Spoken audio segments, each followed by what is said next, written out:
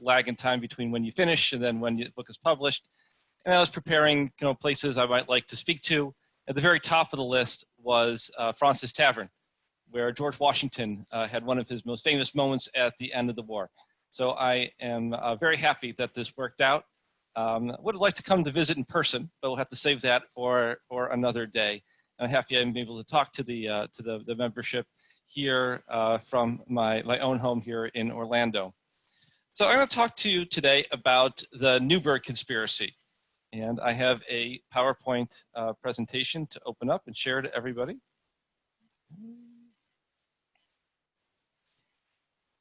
So what I would like to do first is to give you a little bit of background on the story itself. Okay. And then I want to look at some of the evidence that's usually offered in favor of arguing that what happened was a conspiracy. And I want to explain some of my thinking that has led me to question how strongly we can make that argument that a conspiracy was going on. Okay, so that is sort of the major contribution of my book as a whole. In my research, I found some reasons to doubt that a true conspiracy was unfolding. But first, to set the situation before we get into the details of plotting and the various machinations, if any were present. The situation at the very end of the war is what I'm talking about. So the main action that leads up to the Newburgh Conspiracy takes place in the last 2 years of the war. The American Revolution has this kind of strange period at the end where the last major campaign is Yorktown, which ends in an American victory. Can we get a huzzah for the American victory? Well, everybody's muted, so I can't tell. But I'll assume that you were enthusiastic for the American victory. But that doesn't end the war. And there's another 2 years that goes on as the various participants negotiate the peace. And during that 2-year period, from fall of 1781 through the fall of 1783, when the news of the final treaty arrives in the United States, it's a kind of in limbo. The war's not over. And that's what Washington has to remind a lot of Americans throughout that period, that the war is not over. Can I get a boo for that? Okay, there's a boo. The British still occupy major positions in the United States, places like Charleston, South Carolina, Savannah, Georgia, and of course, most importantly, New York City. This is the last major place that the British will leave, the very end of 1783. So even if there's not active fighting in the sense of large campaigns, the British still remain a dangerous enemy, and the conclusion of the war still remains in doubt. And it's with that kind of anxiety of, is the war over? Well, it can't be over if the British are still here, but it's not really going on either because there's not a lot of major fighting going on. So just, what is it? Well, it's in between. And that's the anxiety that people have to live through. And again, Washington is always reminding people the war is still going on. We still need to prepare. We can't relax. We just have to say that over and over and over again. During this period, a number of problems come to the surface. Now, these are problems that were always present during the war, but have been kind of tamped down. They've been buried because the urgency of fighting the war and not losing to the British always took precedence. These are problems kind of were long range in scope that come up now at the end of towards the end of the war when kind of the pressure is off. So once the pressure of winning the next battle, surviving another day, once that pressure is removed, then these problems come to the surface. And as they come to the surface, they become more obviously dangerous than they had been previously, at least recognized as dangerous compared to earlier in the war. One major category of these problems has to do with the nation's finances. The United States paid for the war in a couple of ways. I should mention that the war was much more expensive than anybody had ever imagined. It just completely outstripped anybody's wildest imaginations of what the war would cost. So it was much more expensive than anyone thought. One way that the United States paid for the war was simply by printing money. And they started printing money at the beginning of the war. And then when it ran out, they printed some more. And then some more, and more, and more, and more, and a little more. Until finally, the Continental Congress realized that this is completely out of hand, that the value had so depreciated that it was completely worthless. In fact, it was worthless because they were wasting perfectly good blank paper by printing money on it. At least if the paper is blank, you can still do something with it. You can write stuff on it, print a newspaper, whatever. Once you put the money on it, it can only be money. And nobody wanted it because the value had so shrunk over time. Yeah, that's the only special effect I have in the whole lecture. That was pretty great, right? So the value of the money had shrunk over time, and that affects everything. The runaway inflation that was experienced. The Continental Congress stopped printing money, not even at the end of the war. Still in the 1770s, they stopped printing the money because it just wasn't worth it anymore. Another major fiscal problem is repaying debts. The United States had borrowed a lot of money, principally from France, is the major foreign benefactor of the United States. The French were extremely generous. They were prodigal, really, in giving money to the United States. And the United States really didn't pay them back during the war. And then so the Americans, they say things like, well, you have to give us more money this year, because if you don't give us more money, we won't be able to pay you back from last year. And you think about that for a second. Wait a minute. France is supposed to give more money so you could pay them back from the year before, like throwing more and more loans at the problem. So that was another problem situation. There are also loans that were taken out by the government and money borrowed from Americans. So people in the United States were also owed money, various amounts. And so those are some of the fiscal problems that emerged. Some other problems that emerged is finding a political solution to those fiscal problems. And that becomes an issue because of the status of the government under the Articles of Confederation. The Articles of Confederation went into effect in spring of 1781. It was finally approved by all 13 states. There had been one holdout towards approving the Articles of Confederation, and that was the state of Maryland. And Maryland held out for its approval because it was in a fight with Virginia over lands that both states claimed in the western part of those states. They're fighting over that, and the only leverage Maryland had was with withholding their approval for the Articles of Confederation. Well, that gives you some hints at the problems that were seen under the Articles of Confederation. The states were powerful, and they didn't have to agree with each other. And there was no central government above them to kind of force anything to happen. The best that the Congress could do was really act as a kind of diplomatic body, intermediating between the various states, persuading them to get along, and you can guess how that went. When it came to financial matters, Congress got money to spend by sending in a bill to each state. This is the portion of the taxes that you owe. So the Congress would set a budget, they divvy it up and say, here, each state, this is what you need to pay. This is your share. And each of the states, of course, had all kinds of elaborate reasons why the share they were given was just wrong. It was too much. And their neighboring states weren't paying enough. And every state felt that way, that they were paying too much, it was unfair, and other states weren't shouldering their full burden. Now, some states had good reason for this. If your major seaport is occupied by the British, that's going to dampen your ability to pay taxes. So that's Georgia and South Carolina and New York. Okay, that makes sense. But every other state had an excuse too. And there's very little money that was actually sent from the states to the central government to pay any of its debts. And that was the structure of the Articles of Confederation, that the states were strong and Congress was weak. Congress was more like the United Nations, a kind of diplomatic body that has some kind of military purpose that they can get together, and UN does peacekeeping, peacekeeping forces. The United States, of course, had the Continental Army that all the states pitched in to contribute to. But in terms of directing policy among the individual states, well, that's something you need to persuade them to do, not force. One of the things you made a notice at the very beginning of what I said the Articles of Confederation went into effect in 1781. So a question I like to ask my students is, well, the independence is declared in 1776. what happened in the next 5 years? I mean, what was the form of government in between? And of course, the trick question. There really wasn't an official form of government. Congress made stuff up as they went along.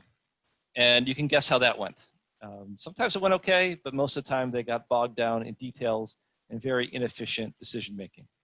So that's some of the political problems that emerge, make it very difficult to solve any of the other problems, especially the fiscal ones. Meanwhile, the Army. Most of the Continental Army is encamped in the Hudson Valley, in what was called the Hudson Highlands. This is around what is today Newburgh, New York. Okay? But also, Washington's headquarters were in Newburgh, but most of the men are also in New Windsor, and then in West Point, so kind of scattered in that area along the Hudson River. They are there to keep an eye on the British who still occupied New York. And the Army takes up that position following Yorktown. So from early 1782, late 1781 through 1783, that's where the Army is there, just kind of sitting and waiting. They train sometimes, but they do a lot of waiting and being bored and just waiting for something to happen. That's most of the Army there. This is a picture from the period. I believe is Pierre L'Enfant, the man who designed Washington, D.C. He did this large painting here. This is, as I mentioned in passing, Washington's headquarters in Newburgh, New York. So this is what it looks like today. I visited in 2016, and I took this picture here. So Washington took over this house. It had belonged to an old Dutch widow. And when Washington moved in, she told the officers who were getting things all set up, she said she couldn't live there with Washington. The house wasn't big enough for the two of them. So that's Washington's headquarters. The main bulk of the Army was located in New Windsor, and this is also a state historic site today. I mentioned this was a state historic site, I think. So you can go and visit that. This is the New Windsor Cantonment. You can visit there too. And this is a replica of where the men lodged.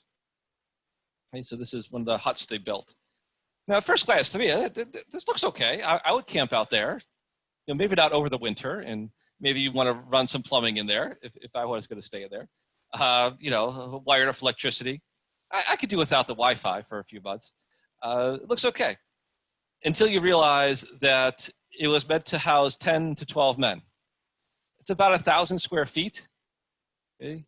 I don't know. If you're in New York City, 1,000 square feet for an apartment might be enormous.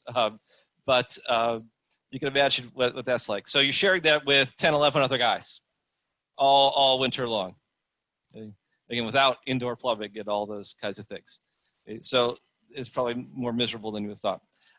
As I mentioned, this is also a state historic site, so you can visit this too. It's a replica, though, so they built this in the 1960s. These weren't meant to last when they were built, so they were torn down very early on. But that's there today, the replica.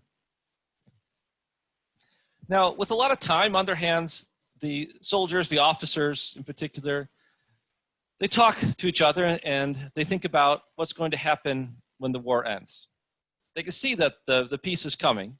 And by 1782, late 1782, 1783, they're starting to expect it, kind of any time. The news from Europe is that negotiations are underway and things are happening. Things are moving forward. The officers, in particular, have two categories of things they really want, things they're upset about. Number one, they hadn't really been paid during the war. And when they were paid, it was in money that quickly depreciated.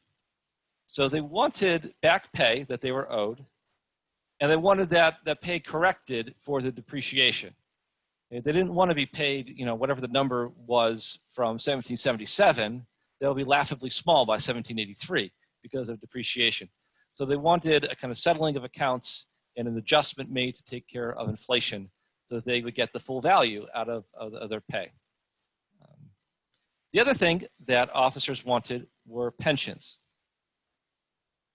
On two occasions during the war, there was a rash of officer resignations. A big number of officers were just resigning. They're fed up. Their families were suffering. They weren't being paid. They couldn't provide, send any money home. I mean, it was too much, just too much for them to sacrifice. So Congress, as an inducement, held out, well, if you guys serve till the end of the war, then we'll pay you a pension afterwards. And that will, they'll make your sacrifice worthwhile. That happened twice during the war. And the second time, the officers got a promise of half pay for life. So whatever they retire on, whatever rank they're at, they'll get half of that pay for the rest of their lives. Now, okay, that sounds fine. And the officers agreed to that. But now by late 1782, early 1783, the officers can tell the war is ending soon, and they can see that Congress has done nothing to set aside a fund of money to actually pay those pensions. When they promised earlier of the war, okay, it didn't matter, but now the end is here. Where's the money going to come from? The officers can see that there is no money set aside. There's no money coming in. What are they going to do? So the officers are afraid that they're not going to get their back pay or anything with their pensions. Now the officers are gentlemen, and gentlemen aren't supposed to necessarily be concerned about things like money, but gentlemen need to live like gentlemen, and they need to buy the clothes of a gentleman, and they need to support the domestic servant staff of a gentleman, and they need to go home in the style of a gentleman. If they show up in their hometown in rags, people will laugh at them and say, hey, I thought you were a gentleman off to war. You're just that same butcher's son you always were. You're not a gentleman. You're not anything special after all. So they want to be able to have their future secured so that their status as gentlemen can be secured.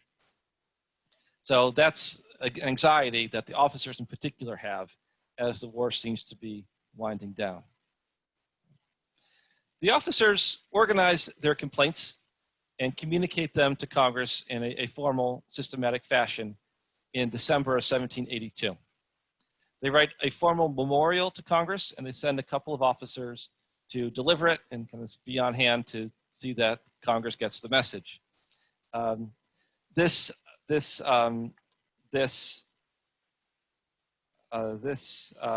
memorial, some of the key lines I have here, in case you can't read the 18th century handwriting. This is actually pretty good. This is in the handwriting of Samuel Shaw, who was an aide to General Henry Knox. Knox was commander at West Point at this period. So this isn't too bad. And it says, a key passage here, our distresses are now brought to a point. We have borne all that men can bear. Our property is extended, our private resources are at an end, and our friends are wearied out and disgusted with our incessant applications. Then it goes on to conclude, the uneasiness of the soldiers for want of pay is great and dangerous. Any further experiments on their patients may have fatal effects. So that's the message that they're sending to Congress. Things are bad. Soldiers are going to get out of hand. Don't make us wait any longer, or the result is going to be really bad. This memorial that they sent to Congress. Now, the officers, the Army waits in the Hudson Highlands there, and they wait, and they wait a couple of months.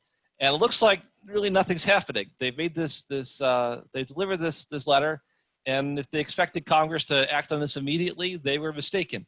Congress does not act on it immediately. They have, innumerable other things to do. I mean, it's not like they just ignored it. They're kind of working on the problem alongside 20 other problems. Congress moves very slowly. In early March, the officers' frustrations boil over, and a crisis breaks out in camp. And that crisis is precipitated, or breaks into the open, via an anonymous letter that circulates throughout wherever the army is encamped in the Hudson Highlands. It's an anonymous letter, and it calls on the officers to meet and to discuss sending another message to Congress, more strongly worded than the first one, and really, strong-arming Congress, putting it to them, now or never. This is what you have to do. You have to help us. If it's not now, then bad things are really going to happen. This anonymous letter, one of the key passages I have here, it counsels the officers to change the milk and water style of your last memorial, assume a bolder tone, decent but lively. Right? So send this message to Congress. It continues at the very end. Tell Congress that the slightest mark of indignity from Congress now must operate like the grave and part you forever. Okay? So, don't put us off anymore. Don't make us wait. Don't go back on your promises. If you do, we're not going to have anything more to do with you. It is going to part us forever. That's the message that the letter recommends sending, this anonymous letter that circulates through camp in early March of 1783. Washington's response.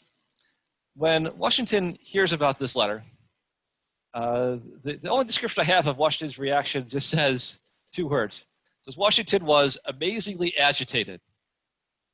Now, if you know anything about George Washington, you may know that he had an awful temper. I mean, really bad temper. He kept it mostly buttoned up, but when it exploded, it exploded.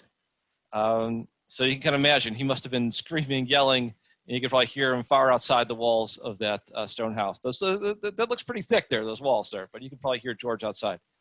I would really have hated to be the man who had to deliver that message to Washington. Like, what's in the mail today? Well, there's just this anonymous letter calling all the officers to meet outside the chain of command to send a possibly threatening letter to Congress. That couldn't have gone over very well. Now, that's privately. Publicly, Washington, of course, is more composed. In the next day's orders, Washington cancels the officers' meeting, directs them, you will not meet today. That was the original schedule. They're going to meet on the next day. Washington, however, reschedules the meeting. He tells them that they can have their meeting at the end of the week, on a Saturday of that week. And after they've had time to cool off, he tells them that they will engage in some mature deliberations, and they'll decide what measures are best calculated to attain the object that they are after. The key there is giving them some time to cool down and telling them to deliberate maturely. To think this over, don't just fly off the handle because you're angry. But that's what Washington does publicly. Calms things down. On the day, the day of the meeting is March 15th, 1783. And of course, if you know your classics and your Shakespeare, that is a day full of all kinds of ominous meanings. I think, however, it's just a coincidence that it was March 15th, this climactic meeting. It just happened to be the Saturday of that week. And that's just the way the calendar fell. Okay, so yeah, it's just coincidence. This is where the officers met. It was a building that some of the officers called the Temple of Virtue. And this is, again, a replica that was reconstructed at the State Historic Site, so you can visit today. Washington did not call it the Temple of Virtue. He simply called it the New Building because it was a new building. It has just been finished about a month before. George needed a little bit more imagination in his names for buildings there. Okay, so that was the New Building, or if you have a grander sentiment, the Temple of Virtue. This is what it looks like inside. Okay, so kind of, low roof, and it was built kind of for a multi-purpose space. So you could have receptions there. You could have chapel on Sundays. You could have lectures or meetings. There's office space. You can see there's a room at the end. There's another room like that at the other end. There's some storage space. Okay. So just, a multifunction kind of space. On that particular day, those benches would not have been there. So the officers would have just stood when they came into the room. That's so the park department can do programs and stuff. Also, I hate to disappoint everybody, but that fire extinguisher is not authentic to the period. Yeah, that's there. And there's a little dais at the end where you can speak from. Washington took the men by surprise. He hadn't said he was going to show up, and it kind of hinted that he wasn't going to come.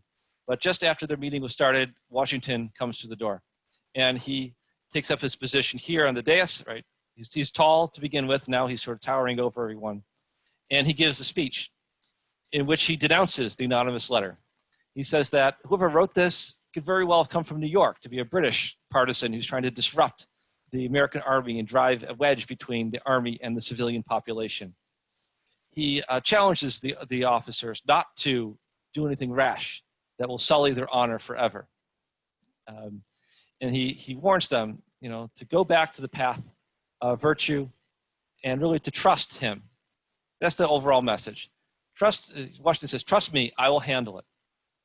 I will talk to Congress. I trust Congress. I know that they are working on the problem. And if you trust me, then you should trust Congress as well, right? Because I'm here and I'm telling you that this is who I put my faith in, and we're all together in this. That's the message that he sends. At the end of Washington's speech, he plans to read a letter that he's recently received from one of the delegates, a man named Joseph Jones, who is a friend from Virginia. And Washington reads this letter. It's really giving an update on conditions in Philadelphia, and it tells Washington, look, we're working on the problem. We haven't ignored the Army. Just the structure of our government is we don't have very much power, and Congress moves slowly. That's just the way it is. We're working on it, but we're moving slowly. And Washington is going to read this letter as evidence, right, from the congressman directly that they're working on the problem, that it's just slow going. So kind of hang in there, be patient. Washington's speech, he read that, and he had written this out himself previously. So his own handwriting, and he could read it unaided. The month before, in February, Washington had gotten his first pair of glasses, and he was still kind of getting used to them. And he takes out this letter from Joseph Jones, and it's kind of small, and it's in unfamiliar handwriting, and Washington can't read it without his glasses. So Washington fetches his glasses from his coat pocket, and while he's putting them on, there's kind of an awkward pause. You can see the glasses here in the picture. These are not like glasses today where you just kind of slip them on and off. You have to kind of wrap them around the back to get the pressure right. These glasses, they actually remind me, my daughter, who's 3, has glasses. And she has like these little kid glasses, if you know those. They have like a strap in the back, and they're kind of hard to put on because she fidgets and all that kind of stuff. It would have been very much like that. She kind of has George Washington glasses. And that's what it would have been like. It takes some time to put them on. So there's an awkward pause. Now, being a gentleman is all about smoothing over little awkward pauses in life, all the little discomforts. It's just, kind of easing over those things and making it all smooth, right? Smooth out the rough edges. So in that moment where there's silence there, Washington says something to this effect. He says, "You see, gentlemen, that I have not only grown gray, but also blind in your service." There's a couple other versions of the quote that are slightly different, but that's the general sentiment. Excuse me, gentlemen, I've gone blind, but also gray and blind in your service. And that seems to break the tension. So that Washington leaves, and he leaves the meeting to the officers, and they decide to denounce the anonymous letters as infamous, and they pledge to put their faith in Washington, and they ask him to write to Congress on their behalf to make an appeal to secure these pensions and their back payments as soon as possible. So things go, Washington diffuses the tension, and he regains kind of the control and the trust of his soldiers or his officers, and they put their faith in him. So that is the story of the Newburgh Conspiracy. And there's not a whole lot of necessarily disagreement on that. That's the basic shape of the story. There are these financial problems, political problems, an anonymous letter, and Washington put down the crisis with his speech. Okay. Now, is that all there was? Traditionally, the focus on this episode has been that the anonymous letter and the crisis that broke out was part of a conspiracy to use the officers' anger to frighten Congress and the states into enacting new taxes that would produce the revenue to pay the soldiers, all as part of kind of a strategy to increase the power of the central government. The strongest articulation of this story came from an historian named Richard Cohn. He was writing in an article he wrote in the William and Mary Quarterly in the early 1970s. And he laid out, again, the strongest case in favor of the Newburgh Conspiracy really being a conspiracy. And in Cohn's version of events, there were figures in Philadelphia who were pursuing a two-track strategy to kind of leverage Army discontent into new taxes. When I say figures in Philadelphia, meaning people such as Alexander Hamilton, who was a delegate to Congress from New York, as well as Robert Morris, who was the superintendent of finance, kind of like his treasury secretary, and Morris's secretary, Gouverneur Morris, who was not related to Robert, although they shared the same last name and worked closely together, which must have been confusing in the office there. So Cone's argument is that those guys, like the two Morrises and Hamilton, they're stirring up trouble in pursuit of a two-track strategy. The first track of their strategy, supposedly, was to agitate the army, to make the officers angry, to get them all stirred up, even, Cone says, to the point of convincing officers that they might replace Washington with Horatio Gates. Horatio Gates was the second highest ranking officer in the Hudson Highlands encampment, the second to Washington, and he's their General Gates. Gates and Washington had been rivals earlier in the war. They didn't particularly like each other. Gates had been angling after his victory at Saratoga to replace Washington as commander-in-chief. So there's there's a lot of bad will between the two men, and according to this argument, kind of holding out the possibility to Gates, encouraging Gates to kind of push Washington aside and to stir up a kind of mutiny amongst some of the officers loyal to Gates. The idea being, I suppose, that sort of threat of a mutiny would be really frightening and make the congressmen and states fall into line quickly. Now, the second track of this is where things get really complicated. Supposedly, according to Cone, the Philadelphians, like Hamilton and the Morrises, they didn't actually want Gates to take over. They didn't want a full-scale mutiny. They just wanted the fear of one. Okay? So they double-crossed Gates and tipped off Washington ahead of time so that he would be aware that they, Hamilton and the Morrises, were stirring up trouble that would lead Gates to challenge Washington's command. So that then Washington could be prepared to crush any of this in camp. Okay, so those are sort of the two tracks. Agitate the army, get them thinking that they can mutiny, and then Gates will lead them to a more glorious future where they get everything they want from Congress, but then sort of double-crossing Gates at the end so that he doesn't actually mutiny or take control by tipping off Washington to be ready for this threat. Okay? This is a picture of Horatio Gates over here to the right. This is supposedly an example of the tip-off letter that Cone points to. So he points to this letter here where Hamilton writes to Washington, where Hamilton very gingerly is kind of telling Washington that there's a lot of trouble coming, and but that some good could come out of this if the claims of the army are waged with moderation or urged with moderation, but firmness, and may operate on those weak minds which are influenced more by their apprehensions than their judgments.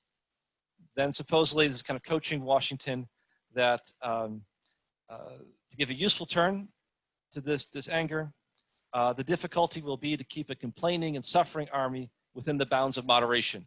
Says this your excellency's influence must affect.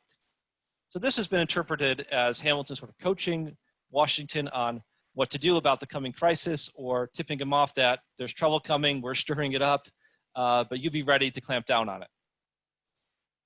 I think I pondered over this letter many hours trying to figure out exactly what Hamilton meant. And it's hard because it's extremely cagey. There's a lot going on beyond the bare words on the page. Trying to figure out what is he kind of doing. He's cryptic here.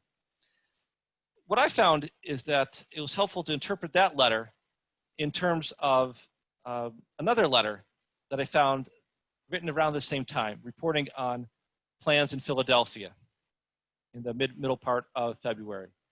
And this is a letter I've come to call the Expedient. And this is something that previous historians have not noticed, have not really they've known about the letter, but didn't notice the importance of it. And I've seen other scholars cite this letter, but not the portion that I found to be most meaningful. So this is something new and different that I found that I think gives greater context to Hamilton's letter. And it was the report of a plan that was circulating in Philadelphia. And it was reported by Baron von Steuben, or von Steuben. I can never know what, it's easy to write, it's harder to pronounce correctly, which that should really be. But the Baron, I'll get around that easily. He reports to General Knox that in Philadelphia, some politicians had proposed an expedient. And the expedient was that the officers should supplicate Congress and the people to continue their subsistence, continue them in the field, until the necessary arrangements are made. So in other words, the expedient was that the officers should ask Congress for permission to stay in the field even after an armistice should arrive, to not send them home. So then they could just wait. There wouldn't be a final crisis. Will we go home with our money or not? They would just wait. And that would be okay, right? It would be under the Congress's authority, so they wouldn't be challenging civilian rule. They wouldn't be making themselves some kind of rogue army or something. It would be Congress directed them to do this. And then the officers could have the confidence that they eventually would be paid. Right? So both sides would get something. This is touchy, however, right? So the expedient included the provision that this demand ought to be made by the Army through the Commander-in-Chief to Congress. Now, I think that's what Hamilton is really talking about here, kind of sounding out Washington to see how much, if any, role he'd be willing to play in writing to Congress, helping Congress to, or helping the Army to appeal to Congress. Very sort of carefully feeling him out, very cagily. He doesn't want to push him too hard on this, but he kind of wants to know, where are you at, George? Are you going to play ball with this if it were to be kind of formally proposed by somebody in Philadelphia? Okay, so that's what kind of thinking through. And I think that puts this whole letter in a different light. It's not quite the kind of, this is the conspiracy that we're coming together, we're going to cause this trouble. It's more, what are you willing to do? What are you thinking? This plan here had the advantage, the expedient had the advantage of seeking Congress's permission. Keep everything above board. So I think that is what was going on in that letter Hamilton writes. Another piece of evidence that's often used to suggest that General Gates was a particular threat to Washington is a letter that Washington writes to Hamilton in response to Hamilton's previous letter. And in this letter, Washington's talking about some of the gossip that's been swirling around in camp. And he says, if those ideas, the gossip about Washington losing control of the Army, that's the gossip that's going around. Washington doesn't have a good control in the Army. Are propagated in the Army, should be extensive. The source of these rumors questioning Washington's control of things may be easily traced. As the old Leven, it is said, for I have no proof of it, is again beginning to work under the mask of the most perfect dissimulation and apparent cordiality. Now, the Washington biographer, Douglas Southall Freeman, he looked at this passage and he said, old Leven is really a reference to Horatio Gates. He said, it has to be, that this is really saying that Washington suspects that Gates is stirring up all this trouble against him. Freeman says, he says, the context makes it scarcely believable, I think, that it could be any other meaning other than Gates. Well, I was looking at this letter and thinking, well, Leven, that's a weird kind of thing to say. Is that like a secret code for somebody? That's, I think, what Freeman had assumed. So I started looking around for this, and you can Google. Google is your friend on this kind of thing. So I put old Leven and I search around, and I find really that old Leven is a saying from the 18th century. It is derived from a passage in the Bible, 1 Corinthians chapter 5, verses 7 through 8. I have the King James version there for you to read. And it comes to saying, to purge out, therefore, the old leaven, that ye may be a new lump, as you are unleavened. Old leaven was a saying that referred to prejudices irrationally retained. So it's kind of an attitude, of kind of prejudiced, bigoted attitude. That's what old leaven is. And really getting rid of that. It means to get rid of those old attitudes. I think the kind of old bigoted attitude that Washington's referring to is the idea that dogged him throughout the war, that he was excessively cool to the Army, that he was not passionate enough in their cause, that he was indecisive. Those are things that had criticized Washington throughout the war. And he's saying, look, it sounds like that's the same old criticism. There's nothing to it, but guys, they passed that around, even at this late date in the war. So old leaven is not Gates, it's an attitude. I think when you look at the full context, then that makes a much more sense, rather than guessing that it was a person. That little bit of Bible detective work there, I think, makes that phrase, that letter, much more understandable. Gates's mindset as he in March of 1783, I think also argues strongly against him being involved in any kind of push against Washington, which calls into question the conspiracy as a whole. Gates was not someone who wanted to lead some new crusade against Washington or on behalf of the officers to march on, to threaten Philadelphia politicians or Congress or anything. Gates's mind was with his wife at their home in Travelers Rest, Virginia. That's the name of his plantation. Here's a picture from of Travelers Rest, his house there.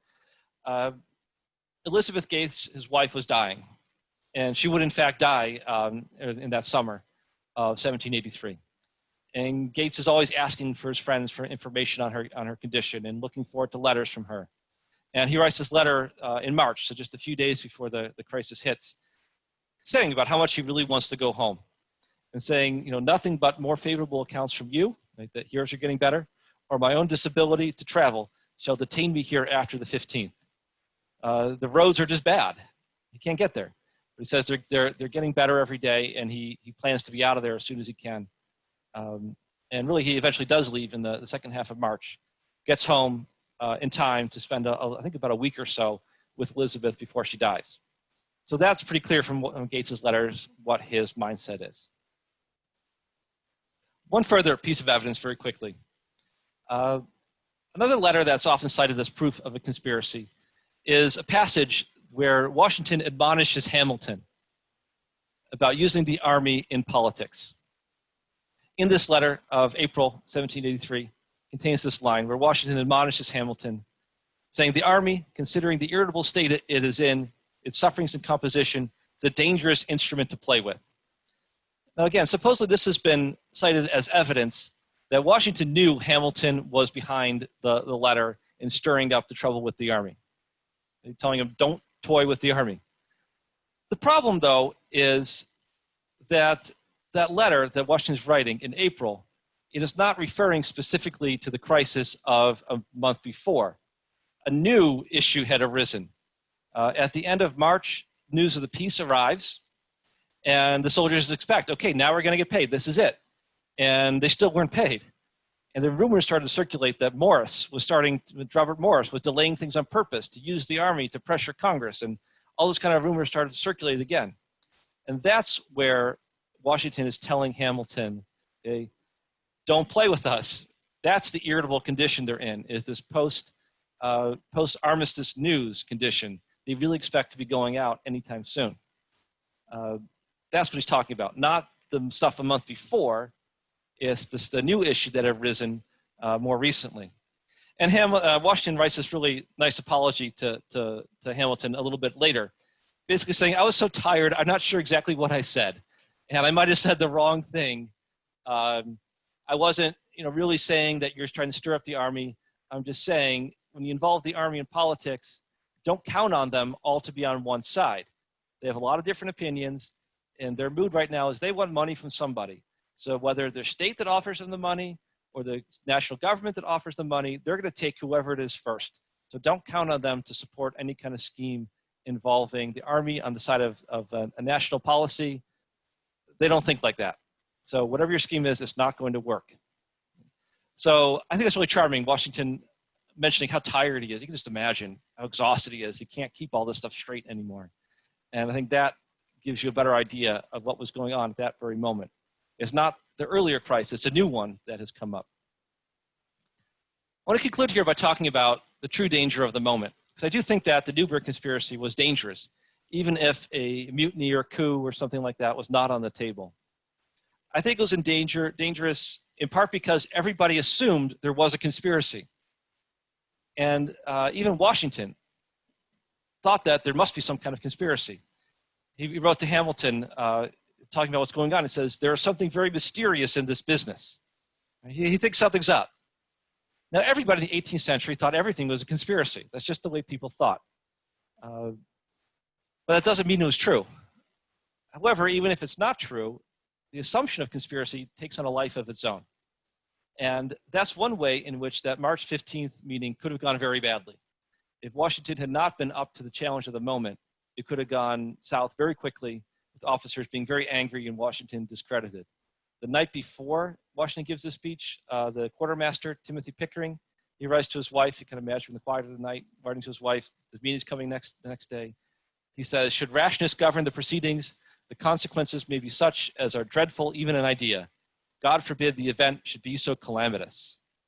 So even if there wasn't a conspiracy, still the meeting could have gone very badly and produced very negative results. You know how that is. You get angry people in a room together. Even if they get along individually, you put them all together, one person starts talking and getting angry, it spills over very quickly. So things could have gone very wrong. That brings me to the end of my presentation here. You can see some of my contact information there, my website, email, and things like that to stay in touch. If there are questions remaining after our question and answer period here, I'm very happy to answer any questions you might have in the future. And I want to thank you for coming tonight and listening to me.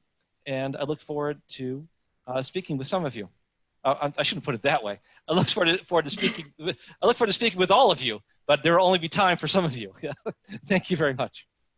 Great. Thank you, David. I'm going to turn it over to Mary now. If you didn't get a chance to ask your question, now is the time to drop that into the chat. Thank you. There were a few good ones that came in. Let's see. Ambrose asks, who is your candidate for the author of the anonymous letter to Congress? I thought that was a good one to start with. Yes. So the anonymous letter is to the other officers. And it's pretty clear it's John Armstrong Jr. I don't think there's any big debate about that. John Armstrong Jr., well, I don't think there's any big reason. To my mind, there's not a reason to question that. John Armstrong Jr. was an aide to General Gates. And apparently he and some of his friends got together at Gates's house one night, and they wrote the letter together. Armstrong wrote it, and they kind of, helped him out with it, and they copied it and distributed it. That's a piece of evidence, it's always been cited. This is in Gates's house. He must have known what was happening. Even if he's asleep upstairs, you can hear these guys downstairs. And he was going to say, hey boys, what are you boys up to down there, right? He knows something's going on, why they're so late. So Gates is certainly blameworthy in that sense. He doesn't put a stop to this. But yeah, I think John Armstrong Jr. is the best candidate. It's really funny. Armstrong, he can't come right out and say that he did this, but he also wants credit for it. And he sometimes criticized people, say, well, he wasn't talented enough to write this. It couldn't have been him. Like, well, of course I was talented enough. I mean, not that I did, but I could have. So it's really funny the way he has to both, push himself away, but then he wants people to know he did it. So John Armstrong Jr. I think is overwhelmingly the best candidate to have written that letter. Okay. Doug asks, how did the soldiers get by while all this was going on? Were their expenses being paid by Congress? How did they support their families back home? They borrow. And that's basically, yeah, they get credit and they borrow. More from the French? They borrow from, and the officers are borrowing, their families borrowing from friends. A lot of them borrow from Robert Morris, personally, privately. General Gates borrows from Robert Morris. And some of the letters are talking about, Morris is writing, yes, I sent the money to Elizabeth. Don't worry. She's taken care of. She has everything she needs. In camp, they have kind of everything they need. That's actually one of the reasons why Congress didn't make paying them a priority, because they said, well, you have shelter and food, and it's not too rancid. What else do you want?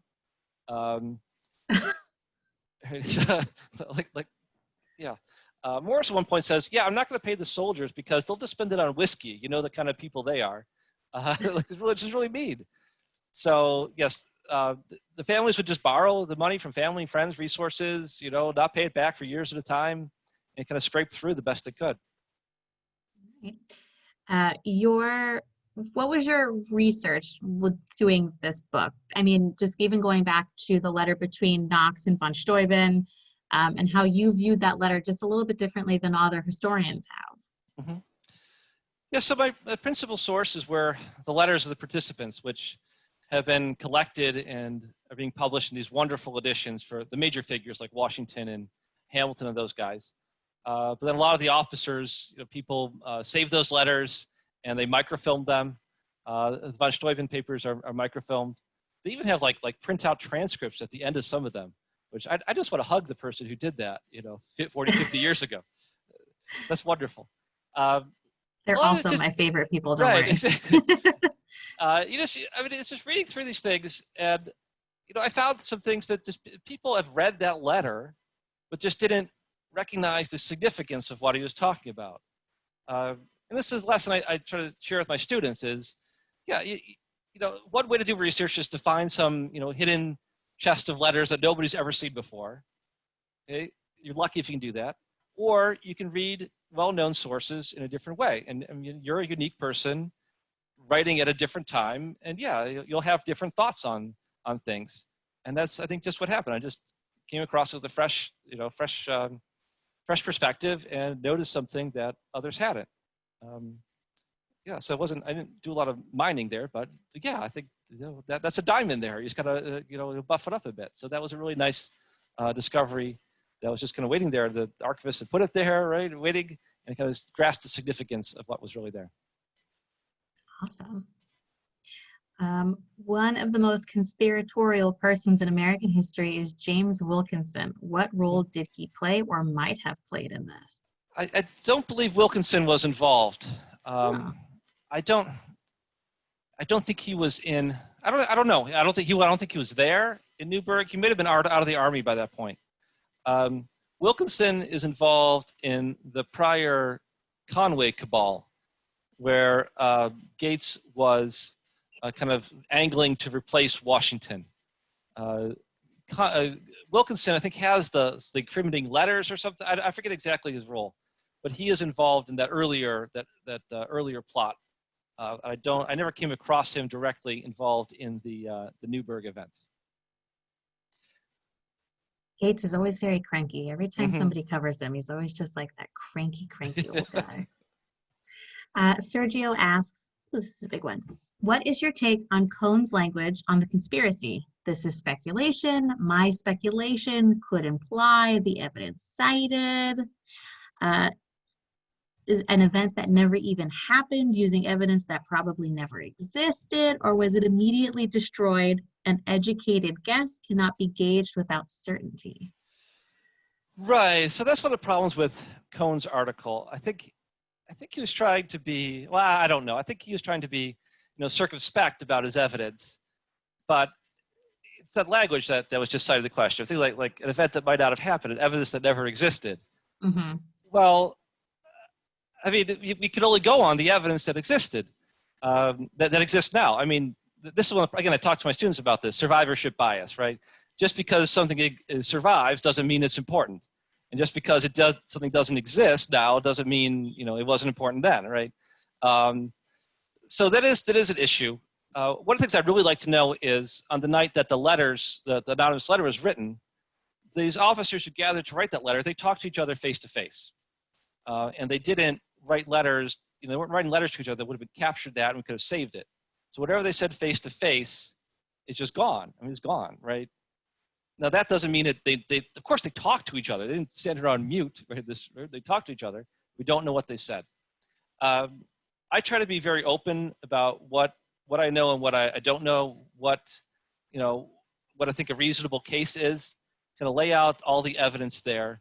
And be honest, this is my case about what happened. Someone could go do the same research and come to a different conclusion.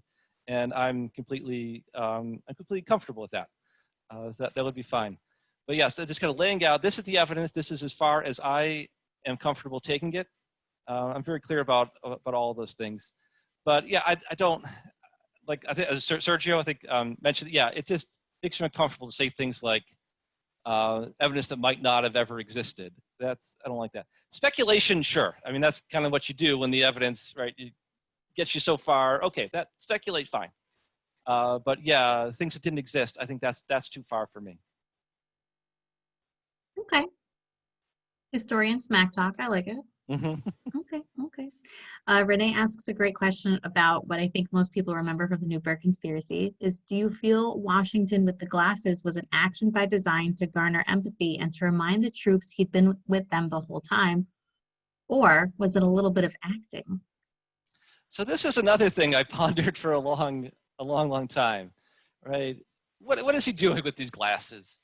Did he plan this the whole time? Did he know this was going to have this effect? Did he know he's going to say that?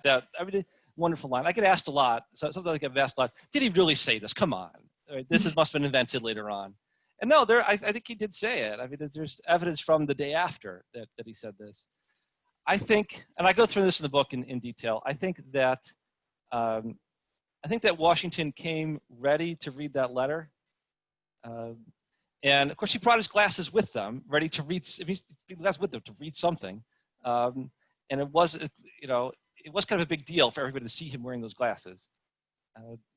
I think he may have come ready to call an audible, just kind of feeling out how things were progressing. And if he felt like he needed to read that letter, he would read the letter. If he felt like he could just kind of leave the letter with the officers, because he brought some other documents too to kind of leave with them to examine after he had left, then maybe if he thought the speech went well enough, he might have just left it for them to peruse afterwards. So whatever it is, I think he feels like, okay, I got to read this.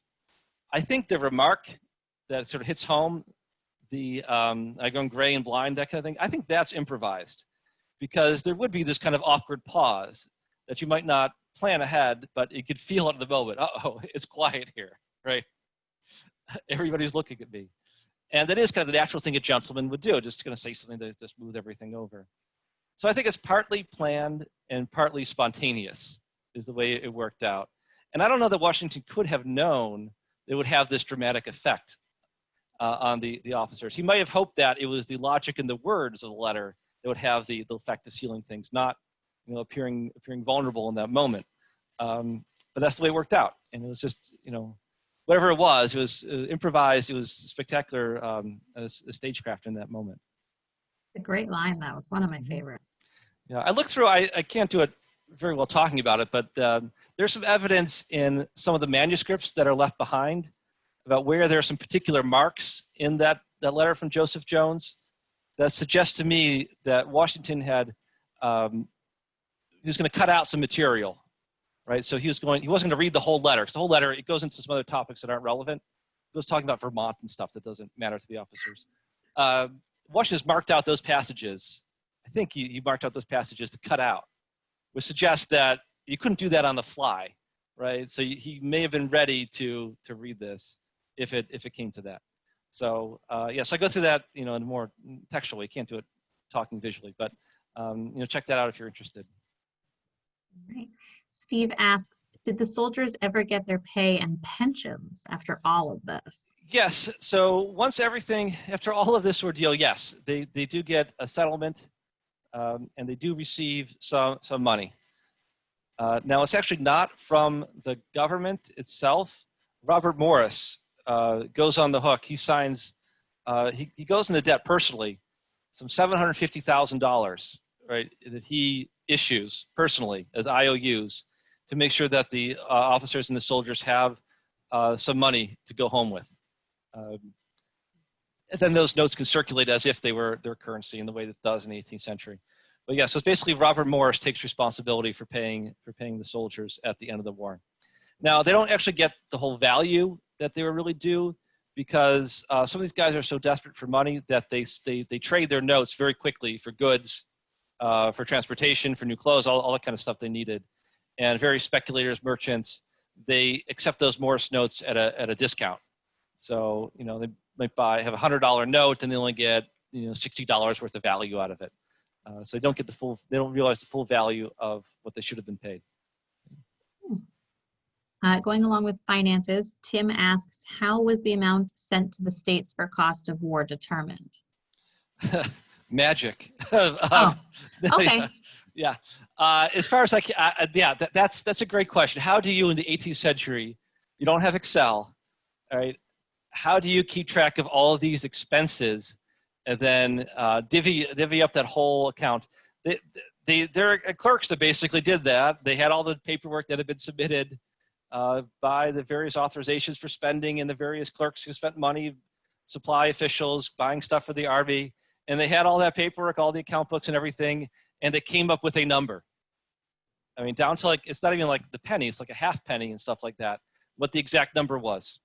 And I'm very suspicious that this is anything like reality, but that those accountants did just amazing work with their quill pens and their account books.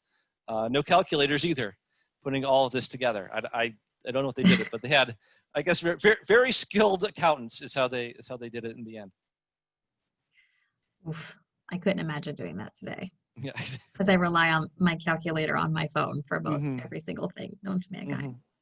All right, we're going to wrap it up with my last question. If you were able to dine with anybody at Fraunces Tavern, who would it be and why? Oh, I think I would like to No dine with pressure. the Morrises. I think would be fun. Robert and Gouverneur Morris. Gouverneur Morris was always had these great quips, and I think Robert Morris is he's always looked stern, looked no nonsense, like all business. But he was also known to throw some of the most lavish balls in Philadelphia, where he was from. So he has kind of a reputation for that. So I think the Morrises would be fun to dine with at Fraunces Tavern if we ever invent the time machine to bring them into the future. Because I'm not going back to the past because I want there still to be a men's room you could use that's functioning. No, they have to come here. Yeah. I think they have to come here. Absolutely. Gouverneur Morris is definitely on like my top 5 to Mm-hmm. dine with and get just drunk with because I feel like it'd be a good time. Mm-hmm. All right. Well, thank you all so much for attending this lecture. Thank you, David, for a wonderful presentation. I will hand it back to Sarah for any last notifications, comments, concerns, questions. Great, thank you. Thank you, Mary and David. That was great. Thank you, all of you who submitted questions, and thank you for bearing with our brief technical issues at the beginning. Thank you to those of you who have donated. You are helping keep the museum going. A reminder that we are open to the public again. You can reserve a ticket by going to our website, FrauncestavernMuseum.org. If you are in the area and able to stop by, definitely check that out. Remember to check our website or join our mailing list to stay up to date with all of our virtual programs, because although we are open, we are keeping the programs virtual for now. If you enjoyed and would like to donate, you may do that on our website as well. And a last note, if you missed any part of the lecture or want to listen to it again or share it with someone who couldn't be here, it will be posted on our website as well, FrauncestavernMuseum.org. Visit often, keep up to date with everything. Thank you so much for joining us and have a great evening, everyone. Good night.